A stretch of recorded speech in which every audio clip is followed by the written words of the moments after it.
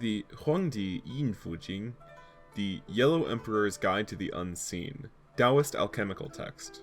To observe the Tao of heaven and grasp its meaning of operation is the method of achievement. The root of heaven is within Tao, and Tao being fixed, heaven secures it and brings about its transformations. Principles have their root in circumstances, or facts, and facts being determined, it is the principles by which they are modified or varied. Thus, principles have no unvarying course, and facts no essential uniformity. Both belong to the region of the limitless. It is only through observing the eternal Tao of heaven and grasping that the limit can be reached. Thus, heaven has 5 despoilers, and he who perceives them will flourish. There is no benefit intended towards men when the 5 elements are set in motion. How then can it be any intentional injury to things? Observing the nourishing and beneficial results of these influences, men call it virtue. Observing the injury and ruin they cause, men call it spoiled. As soon as we see a thing produced, it is destroyed, and having been witness to its destruction, we come to see it into being again. The element of the east is antagonistic to the center. The element of the center is antagonistic to the north. The element of the north is antagonistic to the south. The element of the south is antagonistic to the west. And the element of the west is antagonistic to the east. When these 5 elements promote the growth of one another, they move freely, but the very ease in which they flow leads to their exhaustion. When they act in antagonism to each other, their motion is arrested, but if such arrest be counteracted, they are re-established in their course. Man is in the center of heaven and earth. The heart is in the center of man.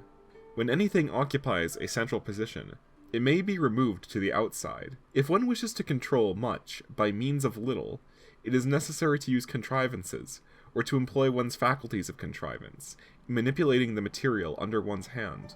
Nevertheless, let the mind be set in motion. Everything under heaven may be accomplished, while by using antagonistic agencies, that which is complete and permanent may be produced. The moral nature of heaven is man. The mind of man embodies his motive power, and the principle of heaven being established, the destiny of man is fixed. The moral nature is that entity which produces human genius, the region which contains or holds in reserve all mutations of the mind. Heaven has no moral nature of itself. Man is the moral nature of heaven, just as the mind, which, located in the center of the body, is united with that body and so completes the human shape. But the mind is the natural disposition of the body. The motive power within is the origin of spontaneous or voluntary action, and embodies the capacity of intelligent action. And when a man avails himself of this motive power, its action may not be arrested. The mind has but a material seat, the heart. Yet, although this is but so much matter, it possesses certain capacities, and these capacities constitute the motive power of man. When these capacities are located in a body which is incompatible with them, they cannot be said to constitute the true mind belonging to that body, and the man himself, thus being placed in a position no longer aligned with heaven, can no longer be regarded as constituting heaven's true nature. The principle of heaven being established, the destiny of man is fixed. When heaven sends forth its engines of destruction, the stars are moved out of their places, and constellations metamorphosed. When the earth sends forth its engines of destruction, dragons and serpents appear on the dry land. When man puts forth his faculties of destruction, heaven falls and the earth is overthrown. When the heaven and man do so in concert, all the disorganized phenomenon are re-established on a new basis. The stars and constellations are the countenance of heaven. In like matter, when a man is angry, his countenance will surely change. Dragons and serpents are the breath and blood, the hidden agencies of earth. Like in matter, when a man is sick, his breath and blood will surge up, or overflow. Man, situated in the center of the universe, is, as it were, the abdomen of heaven and earth. When the viscera are injured, the effects are manifested from top to toe. Everything, from the head down to the feet, is thrown into quite disorder. When earth is in harmony with heaven, man occupies the same relation between each. For heaven to respond to human requirements, or affairs, it is necessary to wait for such affairs to be brought to the state of completion. If any one such affair be uncompleted, even the sage will be unable to undertake its achievement. But when it is perfected, in such a forward state as to be prepared for the cooperation or assistance of heaven, the response of heaven will come. As is the former cases, this may be compared to the capture of the state of Wu by the Prince Yue. The 5 despoilers pertain to the heart, but their operation is diffused all over the world. The universe is in one's hand. All transmutations take their rise from the body. Thieves, or despoilers, are so called because they're unseen. If, in acting as thieves, they are perceived, their depredations are put to an end. The antagonism which exists between water and fire is turned to advantage when brought to contact with matter, and eventual welfare is the result. The 5 thieves of heaven are identical with the 5 thieves of men. These 5 thieves, residing in the human heart, their agency is diffused far and wide. But is heaven within the range of any man or my activity? Now, cooperation implies the same object being held in view by 2 persons. If one man acts, it is though I myself acted. Just, for instance, as in riding, the rider must be identified with his horse, and where the horse arrives, the rider arrives too. Therefore, a journey of 1,000 li, miles, may be said to be held hollow in one's hand. For if a desire arises in a mind to go, say, from Yen in the north to Yue in the south, you may be able to reach your destination, supposing you make the proper use of intellectual faculties. Sagacity and stupidity are both integral parts of man's nature, but both may be concealed from view. The existence of dualism in things causes doubt, and from this arises duplicity, and thus the nature of man becomes no longer homogeneous. This nature includes both intelligence and stupidity. If pretended intelligence be apparent outwardly within the body, stupidity may be peacefully maintained within, while if the outward appearance be characterized by this pretended stupidity, the real sage of the man will have a free scope of action. This amounts to a mutual concealment by the 2 qualities of each other. Therefore, genuineness consists of homogeneity, while duplicity is the result of dualism. These 2 are the outcome of the principles of truth and falsehood respectively. They may therefore be put into practice to the end of time. The abuse of the 9 openings of the body, having specifically to do with the 3, are the most important. Action and rest are both possible. The 9 openings are all of them, the organs of intelligent perception, even those which have the least capacity, serving as passages for air. 8 of these openings are channels for the exercise of sagacity, while it's only the private behind part which is without any such faculty. But it is the ear, the eye, and the mouth which may be the most liable to deception and abuse. Therefore, their action should be confined within certain limits, and subjected to the will of their owner. When they be made to act and abstain from action, by which means the body may be nourished and provisioned, may be made for any exigencies which may arise. The diseases to which men are subject are the result of abuse. It is only the sage who knows how to value this abuse of the bodily organs, for, when it becomes violent, it is only the sage who is able to hinder the operation. When a man's action becomes in accord to the principle of yang, his repose is in accord with the principle of yin, the man himself developing mental powers of superhuman excellence. Fire is produced from wood, but in the case of any disaster arising from fire, the wood will be overcome. Treacherous ministers arise in states. As soon as they act, the result is disaster. Those who understand how to refine and discipline themselves are called sages. Alas, the hidden place of treachery is within my own body. If one is able to recognize its quality, or nature, it may be changed into goodness. If one is unable to do so, it always remains in treachery. It is the 5 elements who destroy me. It is the 5 elements to whom I owe my life. The process of refinement consists in discarding the redundant, that of discipline, and discarding the coarse or low. Part 2. The production and destructive attributes of heaven constitute a governing principle of the Tao. Heaven and earth are also plunderers of all things. All things are the plunderers of man, and man, who is the plunderer of all things. When the 3 plunderers are in mutual accord, the 3 will be settled in tranquility. Man all regard heaven, earth, and all things as having been established for mutual production or support, but the sage regards them all as having been established with the view of mutual destruction.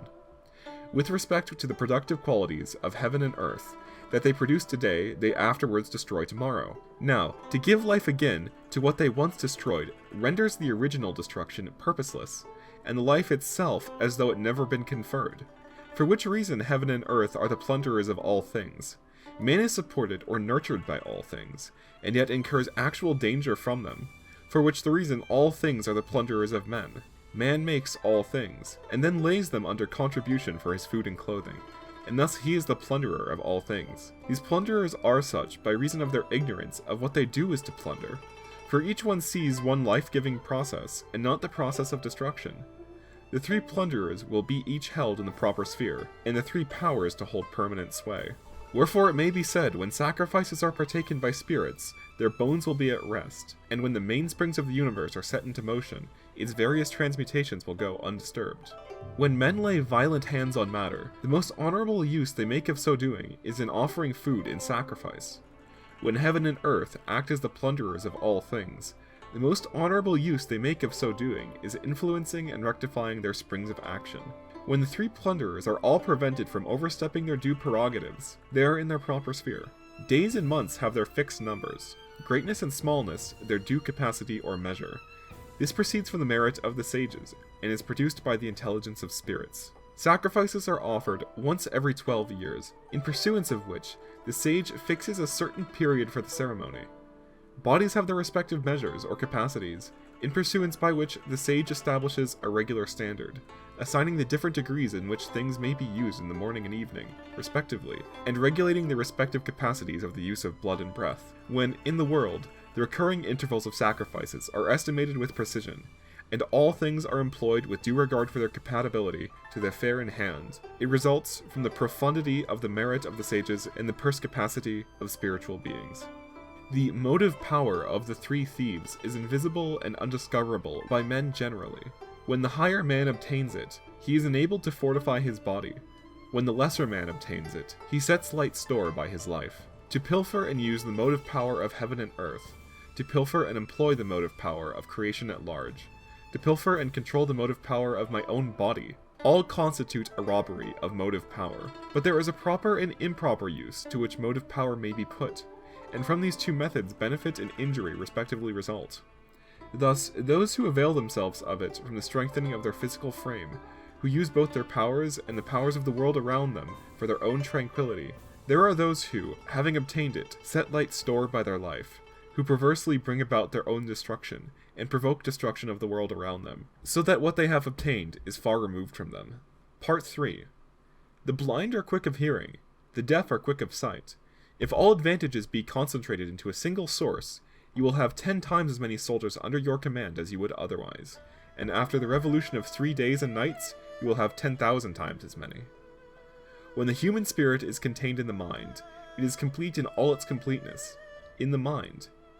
If it be divided into 3, the strength will no longer be complete. If, for instance, sight is not hearing, but the exercising of the faculty of sight, there really is a secret appropriation of the hearing power.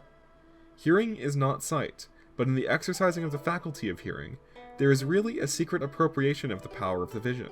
How do we know that this participation takes place? Thus, that the blind are quick of hearing, and the deaf are quick of sight.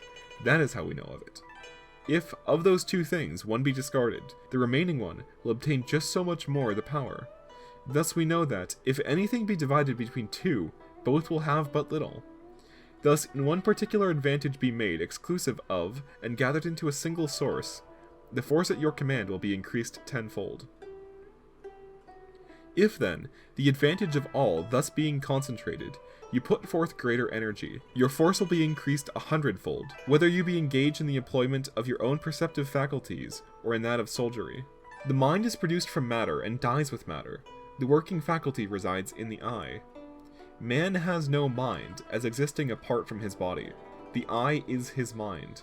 What the eye sees, the mind acquires, and what the body cannot see, the mind does not obtain. What the eye sees is matter.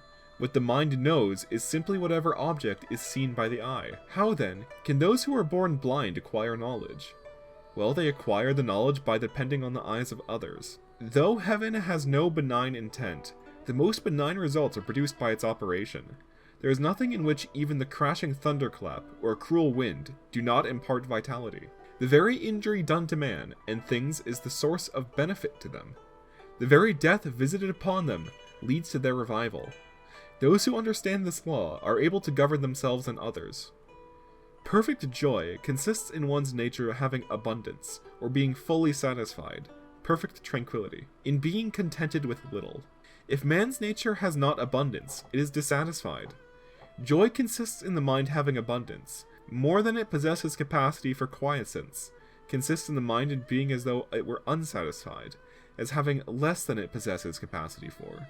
One may use much or little according to the measure of one's faculty, and I understand the usage that should be made of both. Heaven appears most partial, but in reality its dealings are most just. Heaven, in its relations to the created beings, deals with all of them differently, which seems very partial to the extreme. But these differences are equalized, or harmonized, by virtue of their very differentiation. Or harmony is evolved from these very inequalities, and thus their treatment on the part of heaven is, in reality, justice. It is on account of this apparent partiality that things attain perfection, for although they are treated unequally, such treatment is really right and just. Justice, or equity, consists of equitable distribution. Partiality, or selfishness, consists in the setting up of oneself, and so apportioning one's energies as to become a match for the whole world. The selfish are such as are exclusively devoted to themselves, and exclusive devotion to any other thing results in the empowerment or refining of the power thus cultivated. Now all things have their own special vitality, or qi, which is exercised by this refined or subtle faculty. Thus individuality becomes lost, the body as though it were not, being reduced to a mere passive instrument. Individuality cannot be a factor in the equitable. What a man loses himself, another cannot make up for him. Great as is the earth, yet there are men everywhere. Wherefore the rain and dew descend and overspread it. The earth gives birth to herbs, trees, birds, and beasts, and receives them again at their death. The sun and moon shine upon her, and she is brought under the influence of the light and heat. In the course of a single year, she derives the great abundance of all thus diffused. Heaven has never conferred gifts as such, but nothing that proceeds from it returns to it again. Thus, that is that heaven is perfectly equitable in its actions, just like all alike, but men only know that heaven is equitable. They do not know the use made of it, by partiality. The partiality, or inequitableness of heaven, is far removed from its capacity for self-sufficiency. Heaven has no affection for anything external to itself. In its exercise or dealings with such things, it is sparing of most of its subtle agencies and parsimonious for its vitalizing influences. It is only its superfluidities that it dispenses abroad. It is for this reason that it is able to act without limit. The partiality of heaven is far greater than that of earth, but its equity is far greater than the equity of earth. For if heaven were not avaricious of its own, its resources would in time be exhausted, and how could men or things rely upon it anymore?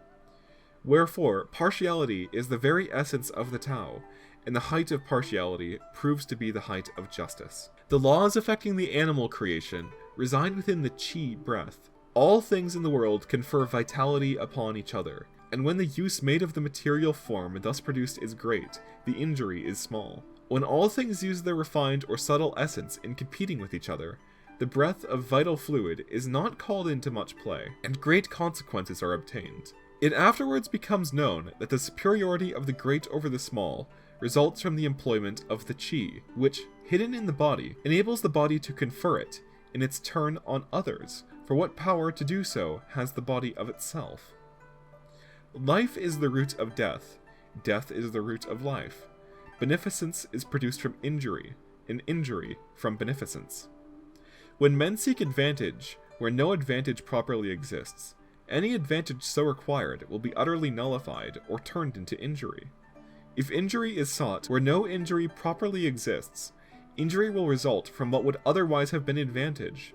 If this theory be minutely investigated and examined by the light of the past, we may arrive at the understanding of the intrinsic or essential truth. For instance, winter exercises a beneficial influence in heralding of spring, while summer exercises a pernicious influence in introducing autumn. If the ignorant study the scholarship of heaven and earth, they may become wise. I, by studying the scholarship of seasons and all things, become enlightened. Those who fear stupidity become stupid. I, because I do not fear stupidity, have become wise. Others use means with the view of becoming wise. I do not do so. Wherefore, it may be said that those who drown themselves in water in order to extinguish a fire will only find their own death. The minute investigation of the scholarship of heaven and earth suffices to confer a knowledge of height and depth. A minute investigation of the scholarship of seasons and of all things suffices to confer a knowledge of what is subtle and diminutive. Though others always pursue their research among the distant, I pursue mine among the near. It is quite sufficient, the near being a necessary condition of the distant, Wherefore, those whom others call wise, I simply regard as stupid. In cases where the extreme summit of all doctrine has been reached, the epithets wise and stupid should both be discarded. Thus, there are, among men, those who desire to be stupid, and those who aim to be wise. But I neither pursue one, nor seek the other. Abiding in neither stupidity nor wisdom, I rest not in mere enlightenment. The place where my body is at ease is outside both stupidity and wisdom. It is in the contemplation of time and all things that I penetrate the mysteries of the sublime. How then can I run counter to those mainsprings of action which exist in the world around me? Let the outward manifestation of wisdom and stupidity be seen once, and the injury inherent in both will be experienced. The one will plunge men into water, and the other throw them into fire. So in either case, they come to an untimely end, within wisdom and stupidity. The principle of spontaneity is quiescent, and from it heaven and earth and all things are produced. Spontaneity acts, yet acts not. Its force, or influence, is silent. If we observe the growth of vegetation, we see that the process takes place secretly in the dead of night. When we rise the next day, we find suddenly there is an augmentation. By this, it may be known that things are born of stillness. The verification of that fact is found in the stillness of the night.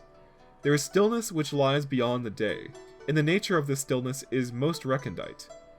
Yet, when the greatness is investigated, what part is not found to have played in the production of heaven and earth? The principle of heaven and earth is gradual in its working, so that the yin and yang may flourish abundantly. When the yin and yang alternate with each other, the transmutations of the universe flow smoothly on, for which reason the sage knows that the law of spontaneity may not be opposed, and so he controls it by gentle guidance.